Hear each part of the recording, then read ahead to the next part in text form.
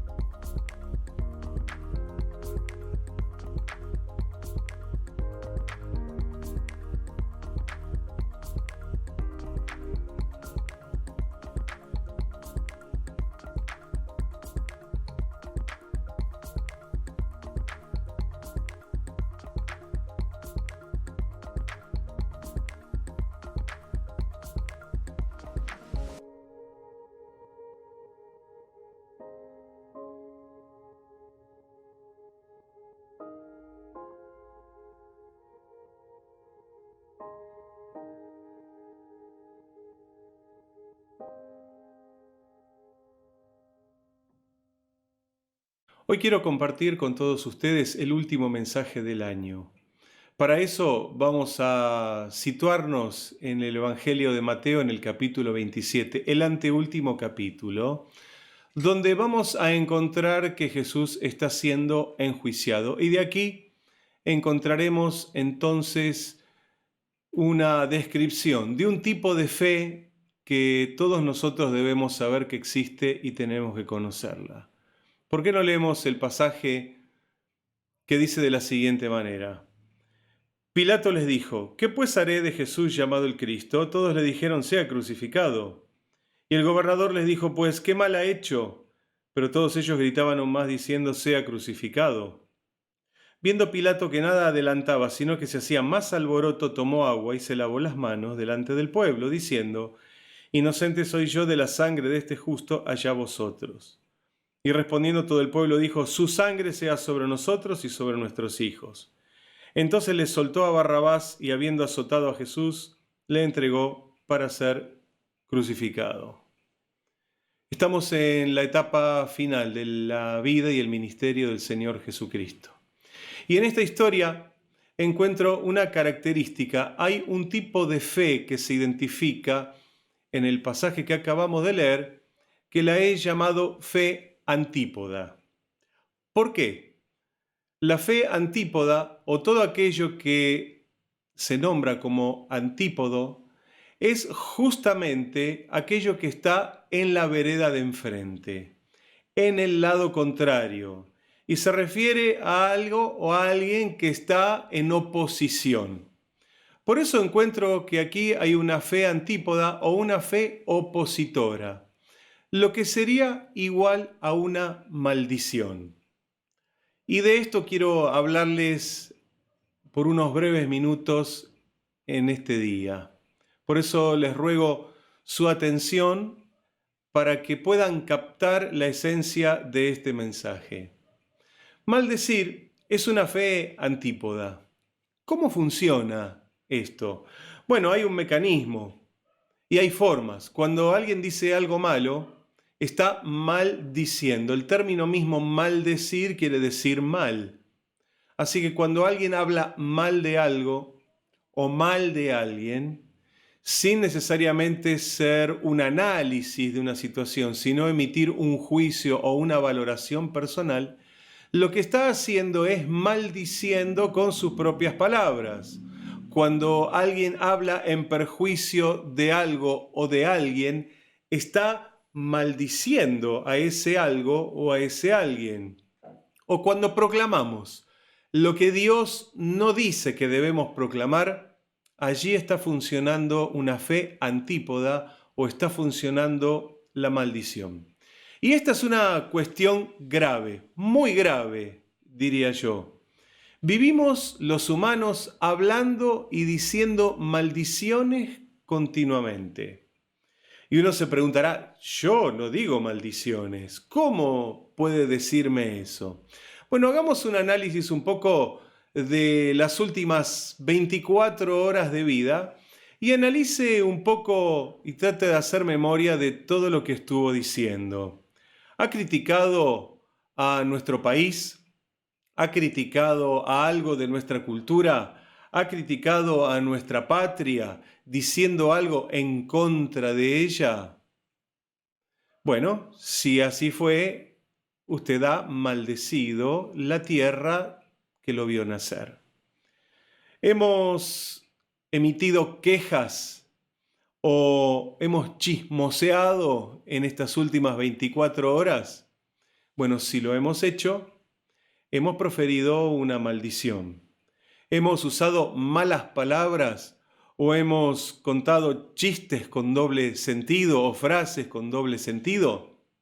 Si así fue, hemos usado la maldición. Hemos hablado de más o nos hemos burlado de alguien. Si así fue, también aquí hubo una maldición. ¿Le hemos deseado el mal a alguien? Si así fue, también allí hubo una maldición. Se da cuenta entonces que la fe antípoda está en todos los humanos y de manera continua. de manera natural, sale y emerge de nuestro corazón. Los argentinos necesitamos curarnos, que Dios nos sane de todas estas cosas. No es casualidad lo que sucede en nuestra tierra y en nuestra patria.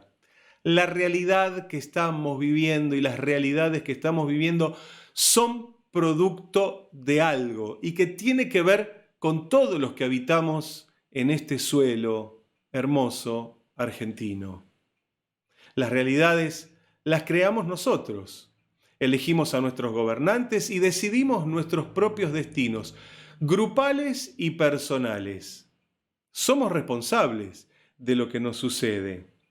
Así que esto no es un juego, es cosa seria, pues la Biblia nos muestra los efectos de una fe antípoda. Nos da también una solución para estas situaciones adversas, tal vez en las cuales nosotros mismos nos hemos metido. Así que tenemos que saber, como todo, en todos los órdenes de la vida, hay reglas espirituales que rigen la fe antípoda o que rigen las maldiciones. Y a esto me voy a dedicar por estos próximos minutos. Debemos saber, en primer lugar, que la fe antípoda o la maldición funciona igual a la fe bíblica. Dijimos que es antípoda porque está en el punto contrario a la fe que la Biblia nos demanda que debemos desarrollar. Parece contradictorio, pero las maldiciones funcionan porque hay fe detrás de ellas. Siempre tiene que haber una fe detrás de una maldición. Y la Biblia muestra siempre, absolutamente siempre, que las palabras representan las creencias de la gente. Cuando alguien habla y dice algo, está hablando de su mundo interior, está abriendo su alma, está dejando que salga tal vez lo más profundo que está dentro de su ser, de la profundidad del corazón, podríamos decir.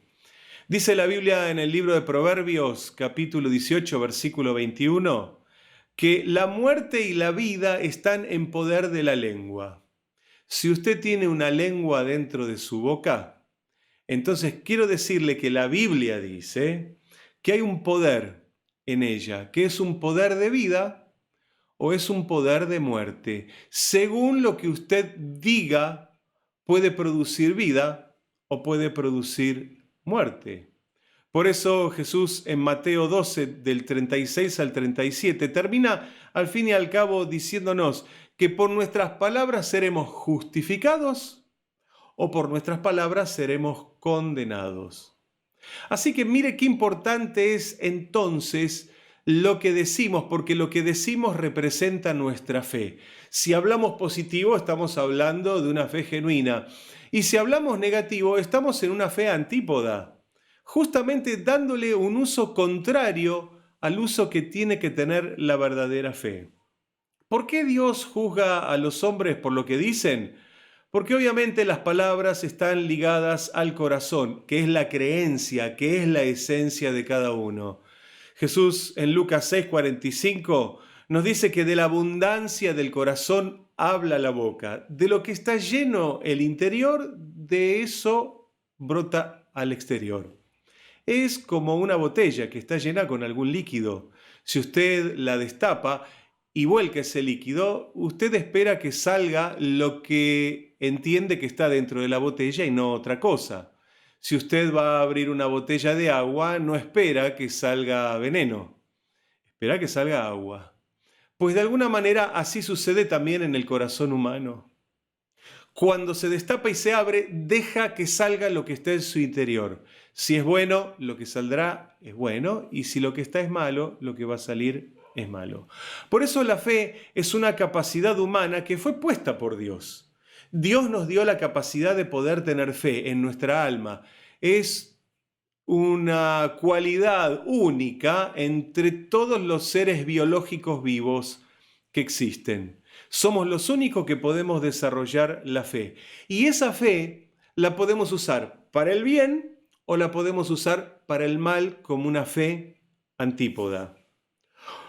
¿Qué ejemplo podemos tomar de la vida real? Bueno, una persona negativa o pesimista, sin darse cuenta, usa su convicción de manera negativa, hablando cosas que tal vez no van a ayudar o que van a hacer que las situaciones, en vez de avanzar, comiencen a retroceder. Esto es hablar mal, es maldecir, es usar una fe antípoda. Por eso dice Romanos en el capítulo 4 y versículo 17 de la siguiente manera: como está escrito, te he puesto por padre de muchas gentes delante de Dios a quien creyó, el cual da vida a los muertos y llama las cosas que no son como si fuesen. Aquí hay un secreto importantísimo de la fe. Llama las cosas que no son como si ya fuesen, como si ya estuviesen en una realidad. Así que estos principios se aplican también al mal.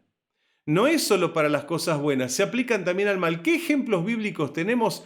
Hay, por lo menos, tengo en mente dos ejemplos en la Biblia. El primero se encuentra en el libro de Números, en el capítulo 22, cuando Balac, un rey de un país que se llamaba Moab, pidió a un profeta que se llamaba Balaam que maldiga a Israel, porque Israel estaba dirigiéndose desde su cautiverio en Egipto a la tierra prometida.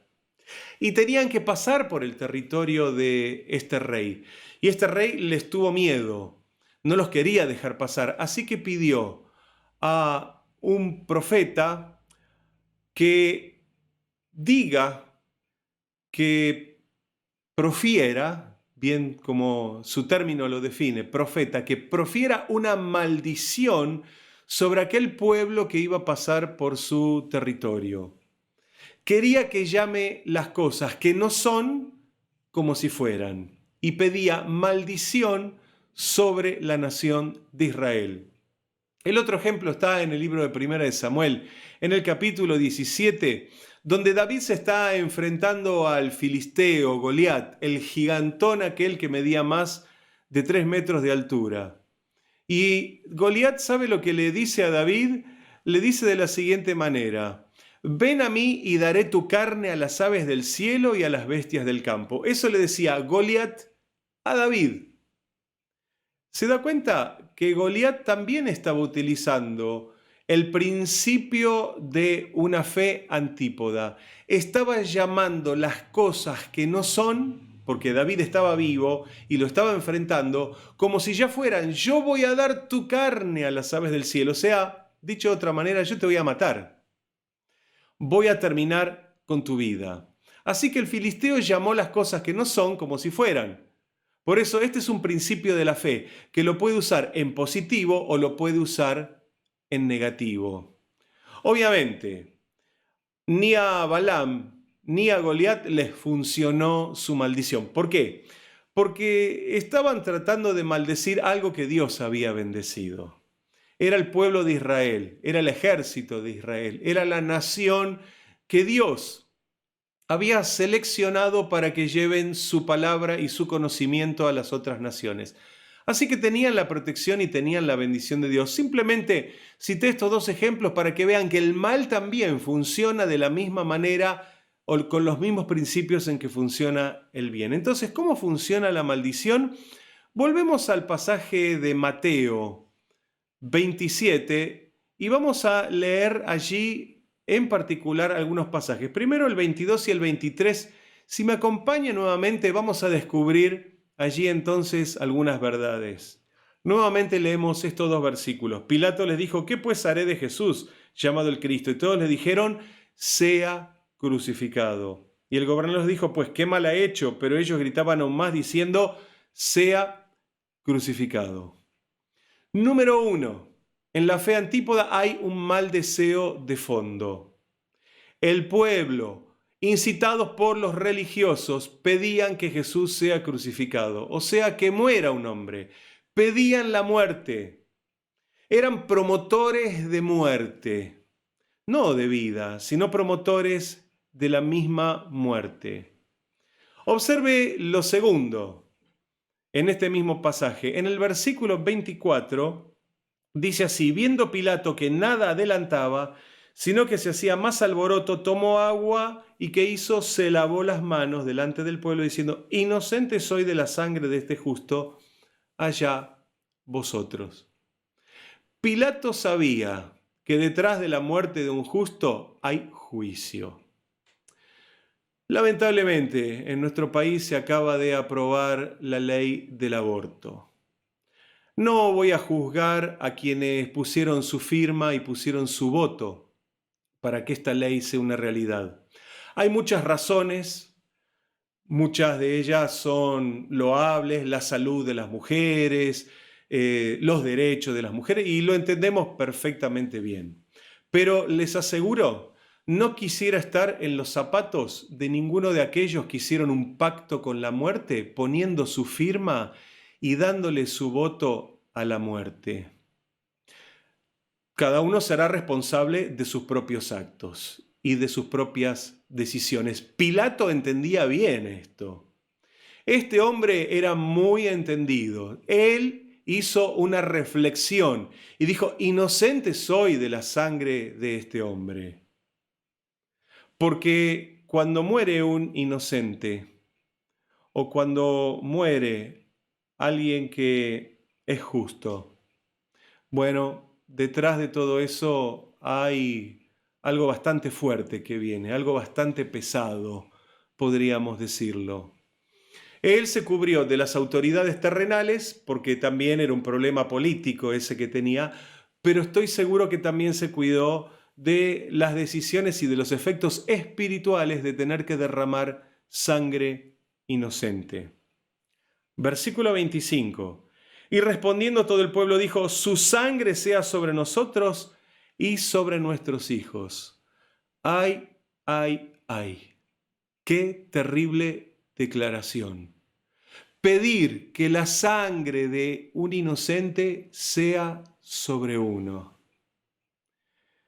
Esto es realmente espantoso. Creo que aquí hay una potentísima maldición que las personas a veces profieren sobre sí mismas, diciendo cosas como esta: yo me hago responsable de esta injusticia. Bueno, estaría bueno que algunos de nuestros políticos se hagan responsables de las injusticias, por cierto. Pero me imagino que el pueblo no llegó a pensar o no llegó a reflexionar de la maldición que estaban reclamando sobre ellos. Dijo: la sangre de ese inocente sea sobre nosotros y sobre nuestros hijos, o sea, sobre toda nuestra descendencia. Qué tristes consecuencias que trajo todo esto. Y obviamente el versículo 26 entonces muestra ya el primer resultado: el mal se liberó. ¿Por qué? Lea el versículo 26. Entonces les soltó a Barrabás, y habiendo azotado a Jesús le entregó para ser crucificado. ¿Se da cuenta que cuando la justicia y la inocencia es atacada, se libera el mal automáticamente? Barrabás era un asesino. Él sí tenía delitos que eran enjuiciables. Él sí era un asesino serial, había matado a varias personas como un sedicioso en contra de los romanos. Barrabás era un delincuente peligroso, era un asesino. Y el mal se liberó, Barrabás quedó libre. Fíjense las inconsistencias a veces de los seres humanos. Pedimos que los inocentes mueran y liberamos al mal en nuestra sociedad. Tenemos que pensar muy seriamente acerca de la fe antípoda, de que ninguno de nosotros sea nunca, jamás parte de una fe como esta. Observe que esa fe estuvo sobre todo el pueblo. Todos quisieron, todos creyeron y todos pidieron a una: la sangre de ese inocente sea sobre nosotros y sobre nuestros hijos.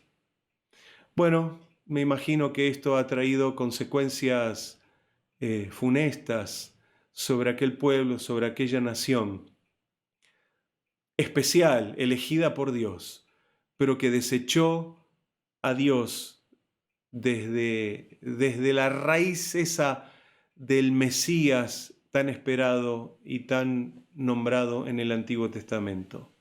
Tal vez hay una maldición que siga vigente, pero ¿puede romperse la maldición o una vez maldecidos, malditos somos?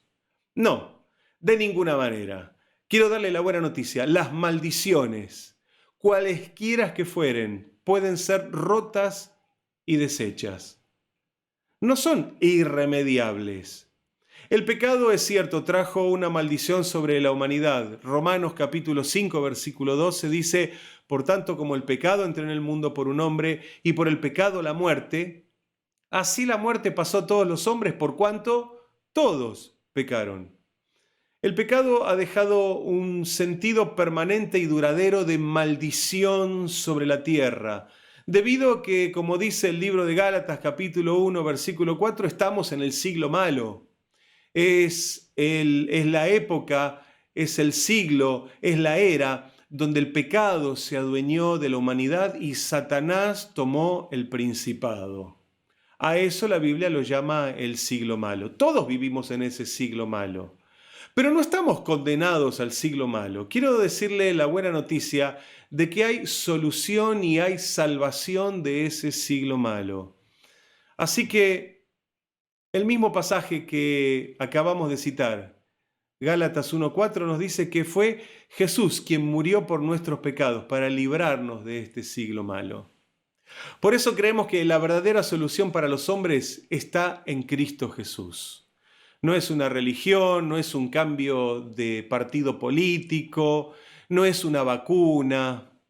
La verdadera solución para el hombre se llama Jesucristo. Él es el único que puede liberarnos de la enfermedad más mala, más mortífera y más maligna que está sobre este mundo, que se llama el pecado. Romanos 8:1 dice: ahora pues, ninguna condenación hay para los que están en Cristo Jesús, los que no andan conforme a la carne, sino conforme al Espíritu. Es una cuestión de pasarse de reino.